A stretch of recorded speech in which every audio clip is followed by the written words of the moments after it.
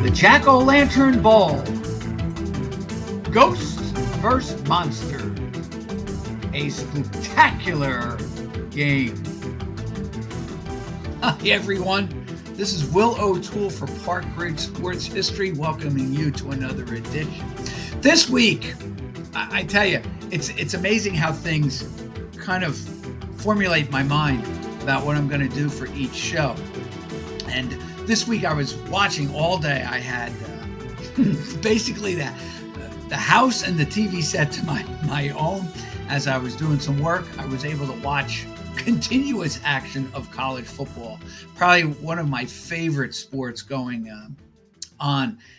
Love that, along with baseball and college basketball. But I was able to watch the Oklahoma-Texas game, the Boise State-BYU game, and I saw highlights, of course, of the big upset of the day, Texas A&M knocking off number 1 Alabama. And it has really thrown college football into chaos this morning, which is so much fun, with a number of big-time teams getting knocked off, along with other teams kind of hanging on.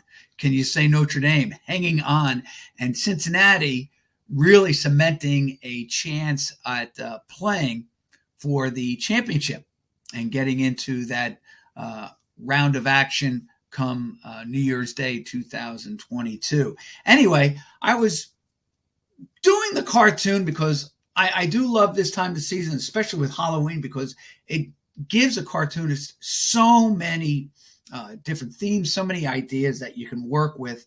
And I came up with a bowl game. Now, I know the audience out there, all 2 of you, that's including Howard and me, we're probably coming up with other ideas as well. It could have been the Cotton Candy Bowl game, or the Halloween Bowl game, or the Hobgoblin game, whatever. I came up with Jack-o'-lantern, and it just came to mind. And then I started thinking, I wonder how many crazy bowl games there were that are no longer around today. Well, I did some study, and I knew that there were. The one that I always think about is the Astro Bluebonnet Bowl game. Try saying that about 5 times fast. And it's a game I never really watched, although it always piqued my interest. That and the Sun Bowl. And the Sun Bowl is quite an old bowl game. But with the exception of 1 or 2 years, I never really watched the Sun Bowl game. And I think one of the reasons was its scheduling. It was always on New Year's Eve, December 31st, around the afternoon. And we were always getting ready to do things in our house, either entertaining or getting ready to go out. And really never had chances to see the game. Anyway, make a long story even longer, I decided to do this show on bowl games that are no longer around. And really what I was hoping and intended to show you were just some crazy nicknamed bowl games, because no longer is it the Cotton Bowl or the Rose Bowl or the Sugar Bowl. They all have corporate sponsorship now, and that takes precedence over the name of the original bowl game. I mean, it was kind of cool when you were a kid, the Sugar Bowl, the Cotton Bowl, the Rose Bowl. The names themselves really gave you a heads up on where the games were played, what kind of, let's say, resources the area was involved in, and all the rest of it. Now it's, the Acme Widget Company Rose Bowl game, where the corporation title takes precedent. Anyway, when I was looking at some of the bowl games, I want to highlight about 3 or 4 today. I was kind of amazed at some of the history, some of the crazy history that entailed some of these, or that really provided the background of some of these games. And with no further ado, I'd like to do the very first game, and that is the Garden State Bowl. I have to put a shout out to the Garden State Bowl game, simply because it did involve a local team, Rutgers, in the very first game. There were only 4 games played in the Garden State Bowl game. The one I do remember involved Temple versus California. And actually, the oddity, I could only get black and white of these particular photographs. And why it works so well with this particular one is that the 1979 game that involved Cal and Temple University, here's the funny thing about it. It was actually the very first game that I ever watched in color in my house, because it was the very first year we ever got a color TV. We went years. I often ask my kids at school, I say to them, did anyone ever watch or have a black and white TV? And it's amazing when I say we used to only have a black and white, and that I was basically a sophomore or a junior in college when we had our very first color TV. Color TV were expensive at the time. Anyway, the thing that I remember the most about this game was that the head coach for Cal that had come into this game at 6-5, he ripped apart Eastern football. And I got news for you. When I was a kid, it was like this. I was a big Notre Dame fan, big Boston College, rooted for all the military academies. In fact, I loved the Air Force. And then I rooted for all the teams that were, quote unquote, from the East Coast. So you're talking about Penn State, Syracuse, probably Maryland, Rutgers, etc. Well, and of course, Temple here, who was the player in this Garden State Bowl game. Anyway, the head coach, Roger Theder, Theder, brings his 6-5 Cal team east to play in the second or third bowl game, the Garden State Bowl game, and rips Eastern football. And right from there, it really did pique my interest. Maybe he was playing the bad guy WWE of Vince McMahon in wrestling fame and tried to spur interest. Well, if that was the case, it worked, because I do remember really busting a gut to get home from work to see at least the second half of the game. I saw a late stage of the third quarter and then the fourth quarter, and watched Temple defeat the Temple Owls defeat the California Golden Bears, who had on their team a future, I believe, first-round draft pick in Rich Campbell, their quarterback. So he was leading the Cal Golden Bears. And they got trumped by the Temple Owls, 28-17. In fact, the 4 games that were played in the Garden State Bowl game were really blowouts. Rutgers played in the very first one, and they lost 34-18. It is a double-digit loss, but Rutgers was really never in that game, so to speak. And really what they were trying to do was the Garden State Bowl game was played at Giants Stadium, which had been built for the Giants in 1976. Later on, the Jets would come over and become tenants as well. But they were trying to really push New Jersey sports, the Rutgers football program, and we did a show on the 76 undefeated Scarlet Knights under Frank Burns. Well, this was 2 years later, obviously.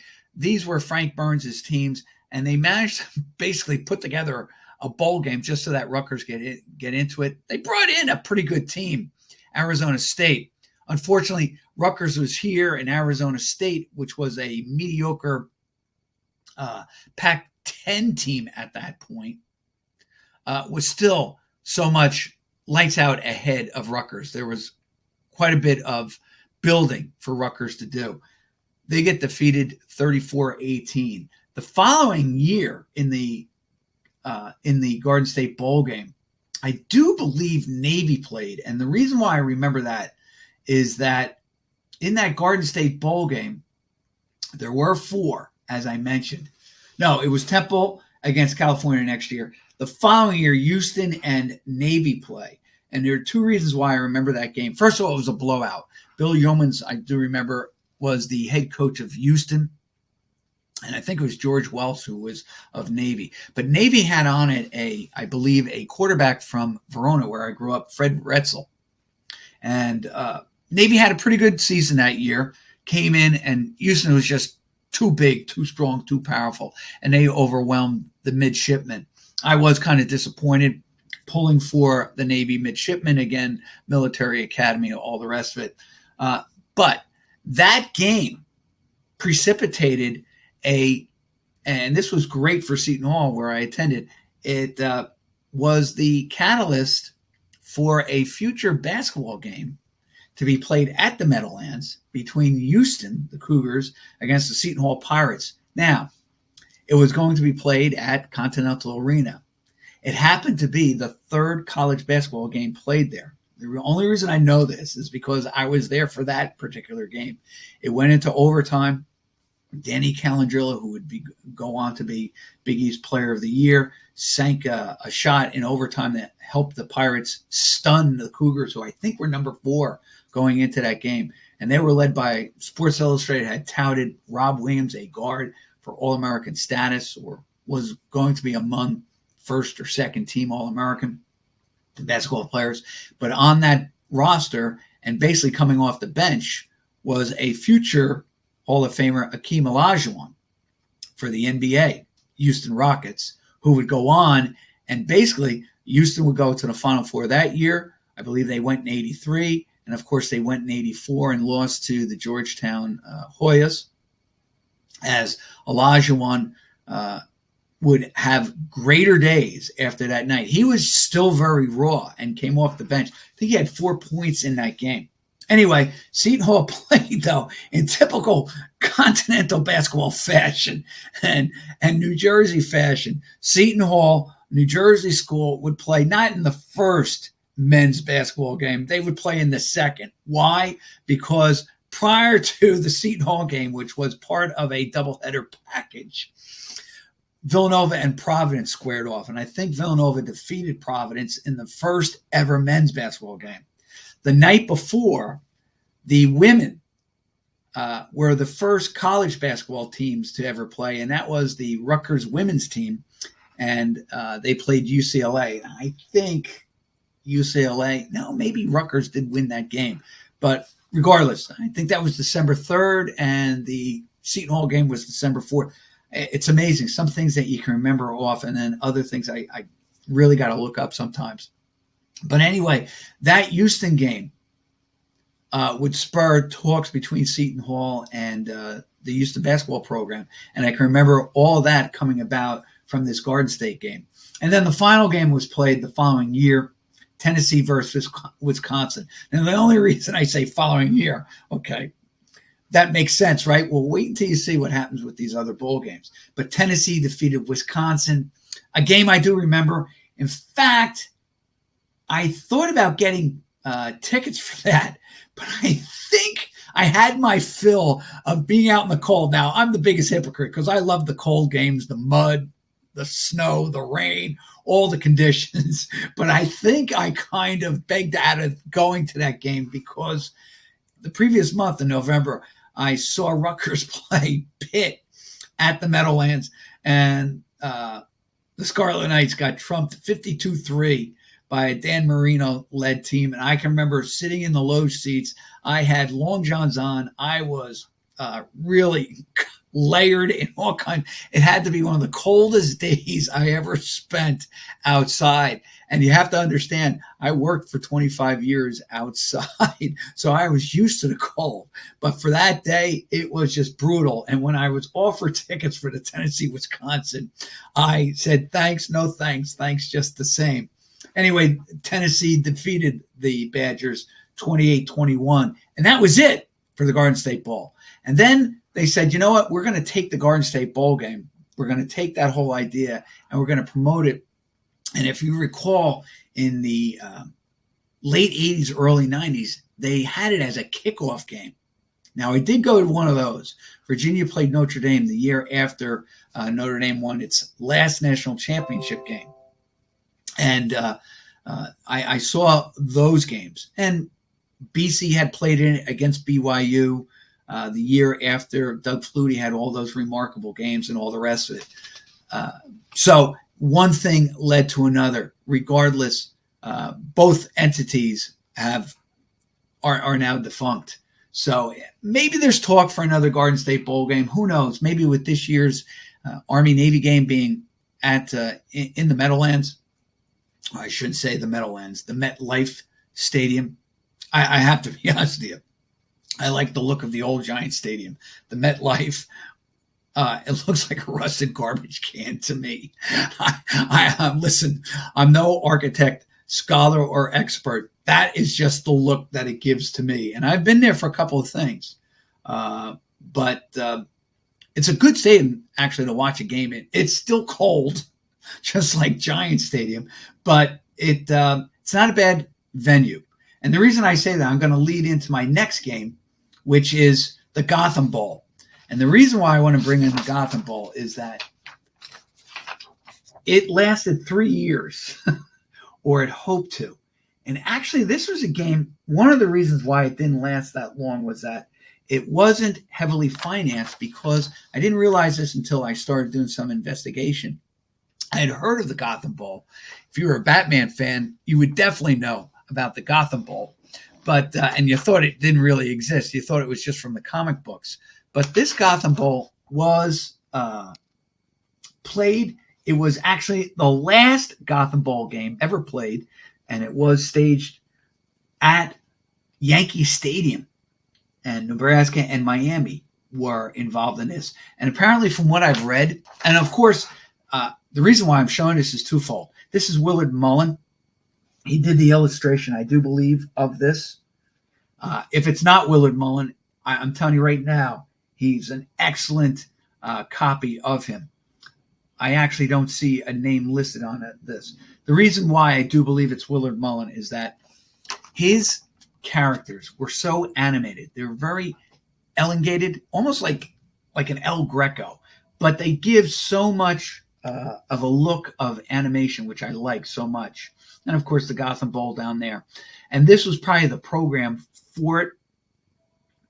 And inside it would have the rosters and a little history and all the rest of it. But this was staged December 15th, 1962 at Yankee Stadium. Now, the reason why I say that is that this was the previous two. One was staged at the Polo Grounds. Baylor played Utah State. And actually, Utah State was ranked number 10 in the country. It just goes to show you two things. One is this. Probably Utah State with that number. And I believe, you know who might have played on that team, Utah State, is probably Merlin Olsen. But that was probably the 2-3 good years that Utah State has. I mean, they've been to bowl games since in the last maybe 5-6 years, but never anything where they're in a top 10 or even top 15. I can't even recall the last time Utah State was in the top 25. Utah State and Baylor square off in the Polo Grounds. And from the research, I was looking at Wikipedia and the sports reference sites that I love to go to. This was actually the second last game ever played at the Polo Grounds. The last game would be staged the following September between Army and Syracuse, and it was a baseball score-like result with the Black Knights defeating the Orangemen 9-2. This game, though, here's the kicker for this particular Gotham game. Even though it was the second one ever, it was actually the first one that was ever staged and played from first to fourth quarter. Why? Because actually the first year that they were going to have this, 1960, the Oregon State Beavers were asked to play. They did commit. And then there was a couple of snafus where the promoters of the game, and of course, this was being done for charity.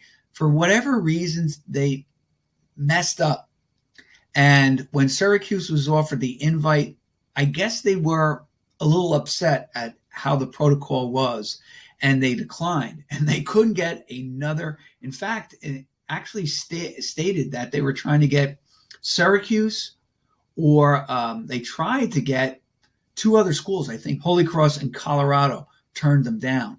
So even though they had one member, they couldn't find another team to play them, and thus the 1960 Gotham Bowl was never played, although it still goes in as the Gotham Bowl of 1960. So there was 3 years for it.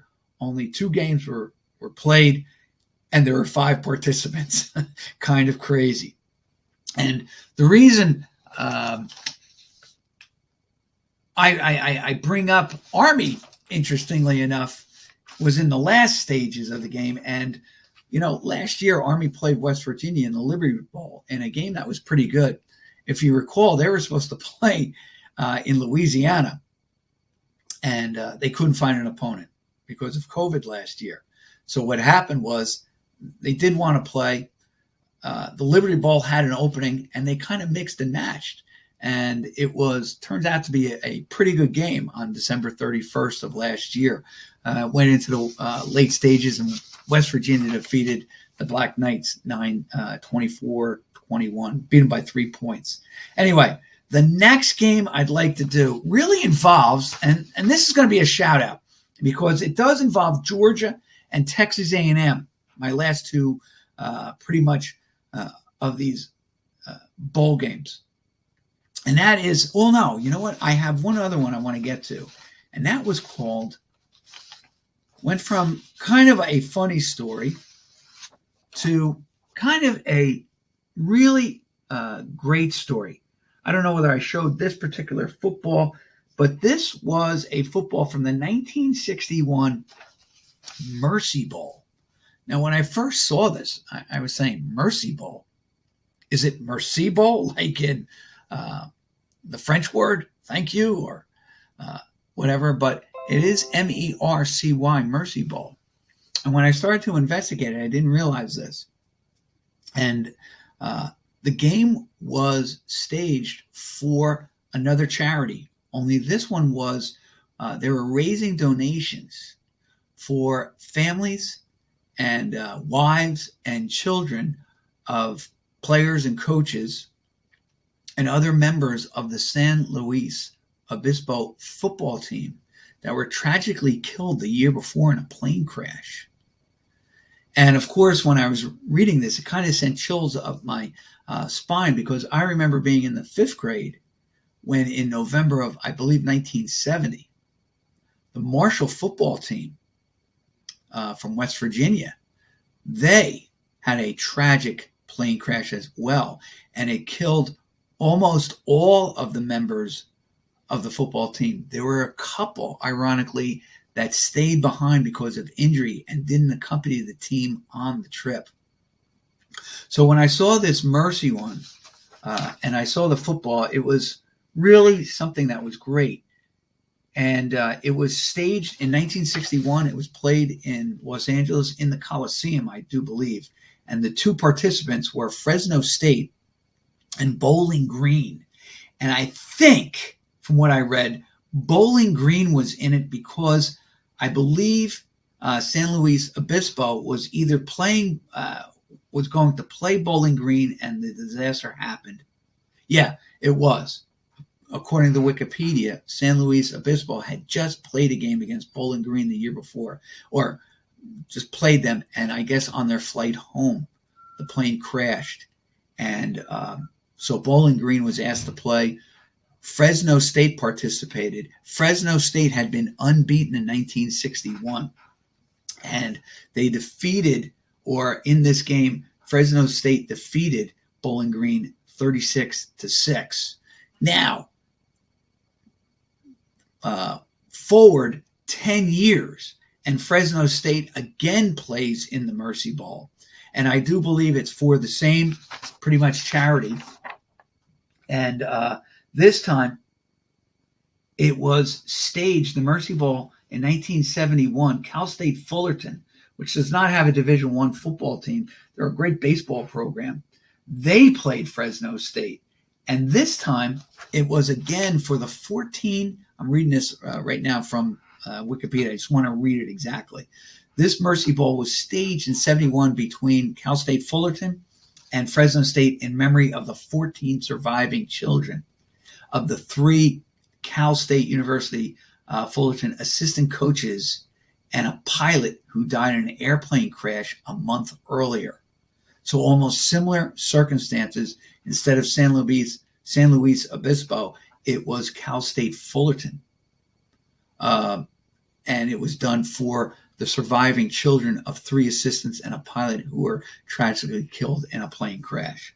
This time, Cal State Fullerton defeated Fresno State 17-14 in that game. And the reason I bring up Fresno State is that Fresno State even has, I do believe, a charity. If you ever watch their games, and usually they're hosted, you'll watch them against, I just watched them play Hawaii a couple of weeks ago in Hawaii. And of course, the game ends at like 2 o'clock in the morning our time. So it's kind of cool. So if you have a case of insomnia, you can turn those games on and see Hawaii football. But Fresno State has on like a little green sticker on the back of their football helmets. And I can't remember if it says KS or KF, but it's a football player who played for Fresno State who did die tragically. And I think they also have a charity or a fund that collects monies for that charity. So here's Fresno State making a connection to 3 different events, 2 of which were plane crashes, and they participated in the Mercy Bowl. Now, there hasn't been one thankfully staged. I am wondering though, with the 1971, I was surprised maybe they could have done the same thing with Marshall. Maybe somewhere along the line we could do something with Marshall University and all the rest of it. That's already 50 years ago though, 1970. All right, the next one that I wanted to highlight, and this one's kind of interesting, and the reason why I say it's interesting is this. This one I did get in color, and you see the artwork on it?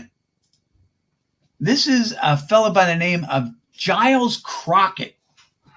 But if you look at it real quick, and I got fooled too, because I'm not an art expert, it does look like a Norman Rockwell illustration that you would see on the Saturday Evening Post magazines of the 40s and 50s and maybe even early 60s. And I think that Rockwell probably is an artist that many people appreciate and love.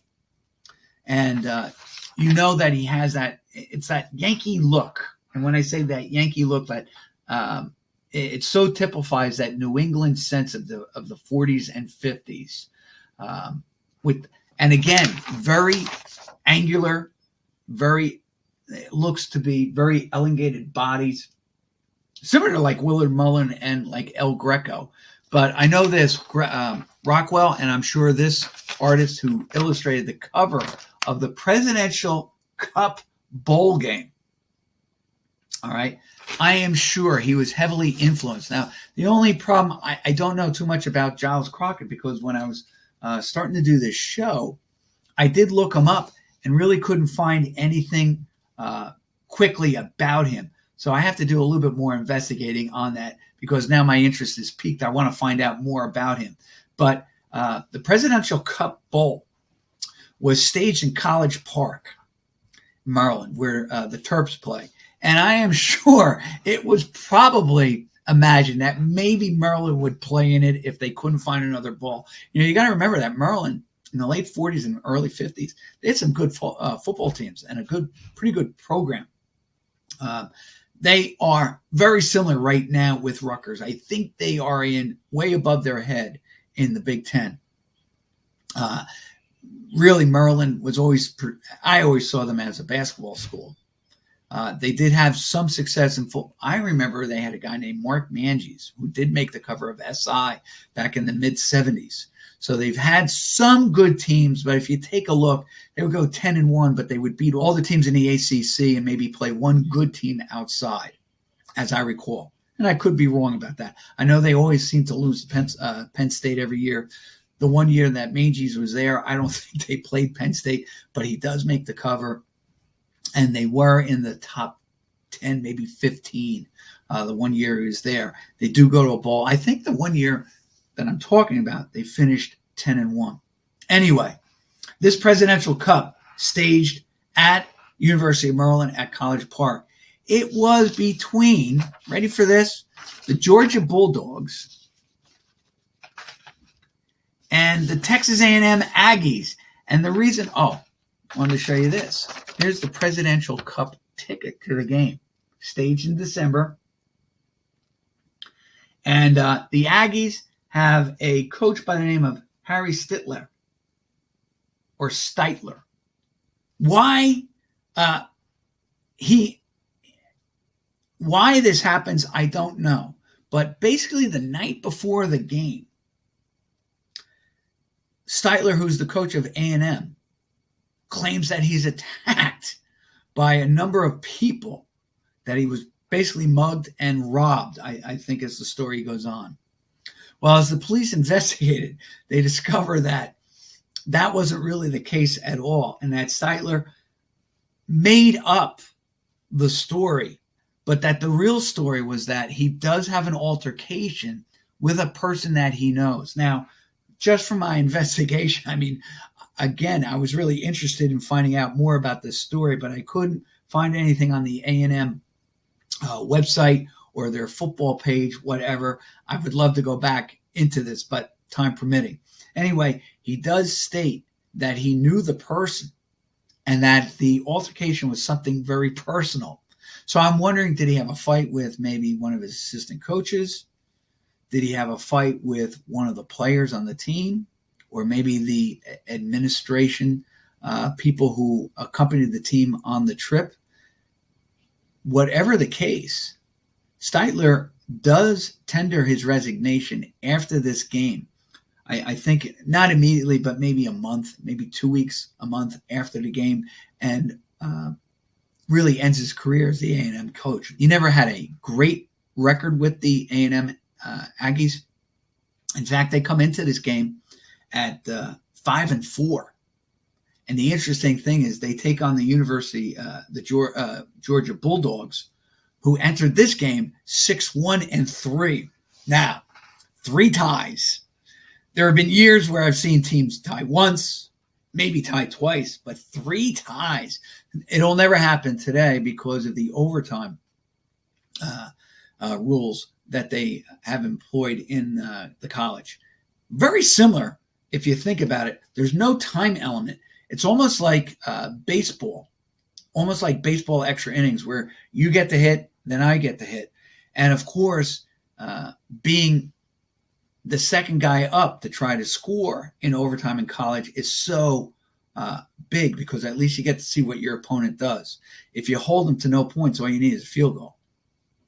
If you hold them to 3, you'd score a touchdown and can win the game. If they scored a touchdown, okay, you got to score a touchdown and then push it again into the next set of extra innings. But I think after the second set, you got to go for 2. Anyway, it is to the advantage to be the second team, I believe, in playing that, because you get to see what your opponent does. Anyway, Presidential Cup ticket. And Harry Steitler takes his team in after this controversial thing. I will get to the Oil Bowl in a second. But anyway, Texas A&M comes in and thrashes the Bulldogs through all this controversy, all these things that are going on. A&M is up 33-0 in the first and only Presidential Cup game. They eventually win the game 40-20. It's not even that close, because Georgia scores 13 fourth quarter unanswered fourth period points to make it look close. And the A&M Aggies win 40-20. Now, why I bring up Georgia? Of course, it looks like they are going to ascend to number 1 with the loss by Alabama to Texas A&M.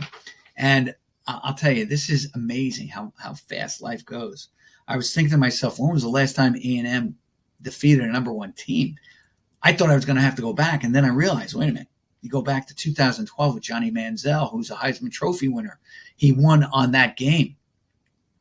And A&M goes in and whips Alabama, scoring early and scoring often and hang on to defeat Alabama. Needless, the case, A&M defeated the number 1 Alabama team. They do it again, basically 9 years later, almost to the date, and defeat them again.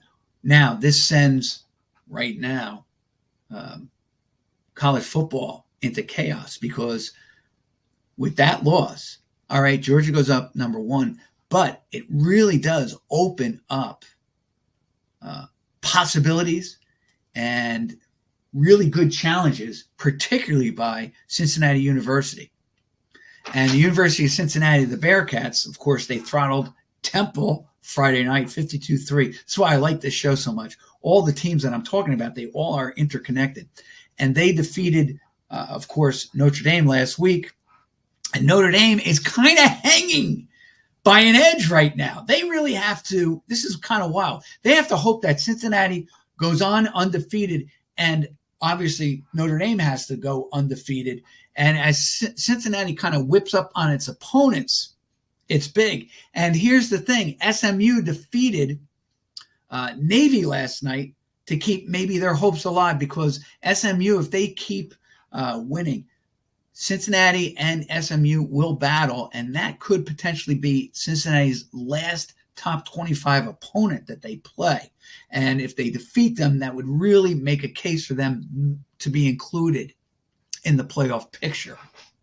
So all these parts need to really work.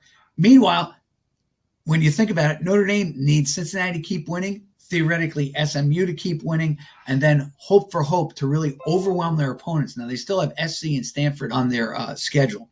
And I know Stanford has been up and down. They lost, of course, to Arizona State the other night, who was part of the Garden State Bowl, all this. So Notre Dame still has a chance. Outside, very, very small, but still it's there, all because Alabama got beat last night. And, of course, you have the Big Ten still in this whole thing. And Oregon still may be a player.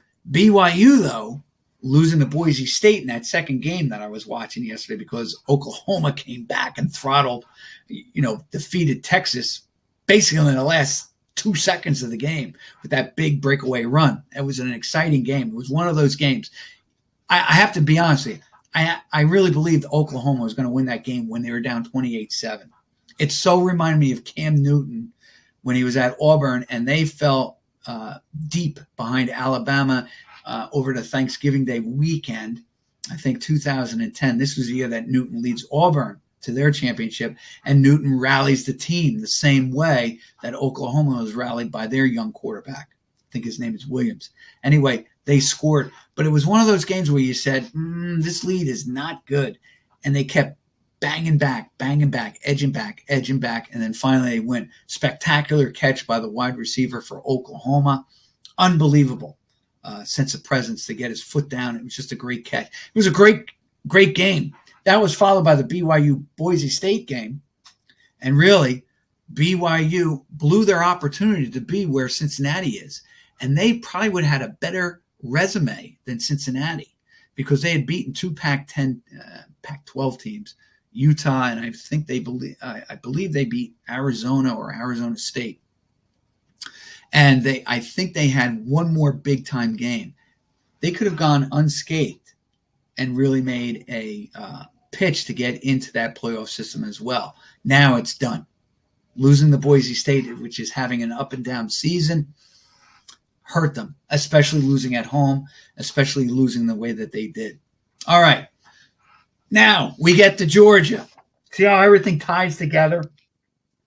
They're led by this guy. All right. And his name, of course, is Wally Butts.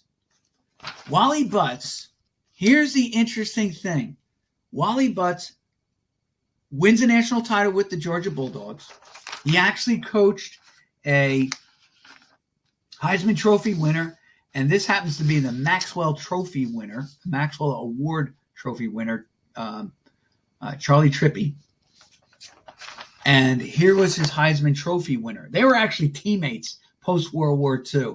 This is Frank Sinkwich. He was the 42 Heisman Trophy winner. And I just love this. This is kind of like a Topps football card. I don't know exactly who made this card. And then underneath, this reminds me so much as a kid. These Football Illustrated magazines. We would get these. They were either in the barbershop when we get a haircut at Gus's, or we would pick them up at the candy store. And what I loved about them, they were all black and white, no color pictures in them.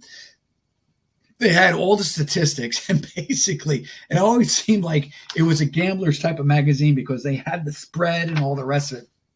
The team's record, their real record, and then their record against the spread, all the rest of it. But what I loved the most was that they had real logos of the teams. So you had the Michigan State Spartans with that Spartan with the protruding jaw and the 5 o'clock shadow, or maybe the tooth hanging out, and that the Ivy Leagues didn't have their crescents or their shields. They actually had the Brown Bruins or the Dartmouth Indians. Now they're the Big Green, or the Harvard Crimson.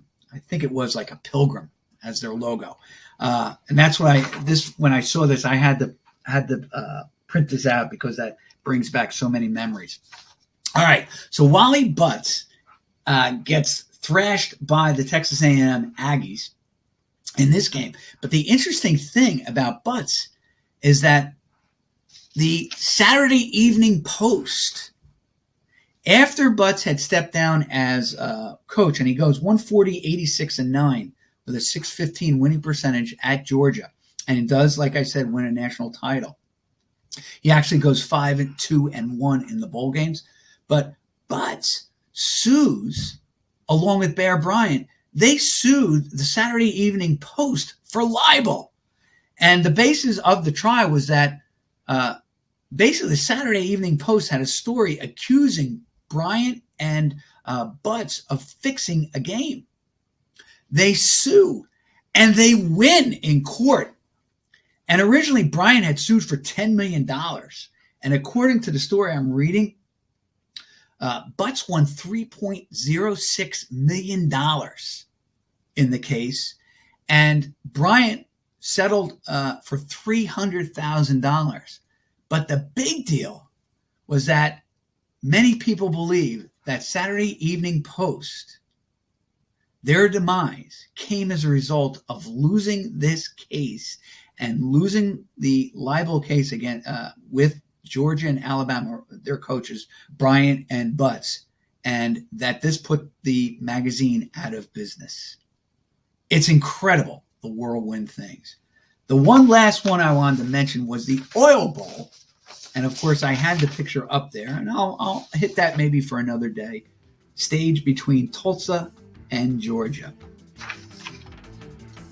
Bowl games no longer around in their history. Focus of Park Ridge sports history this week. Thank you for joining me. I'll see you again with another edition next week.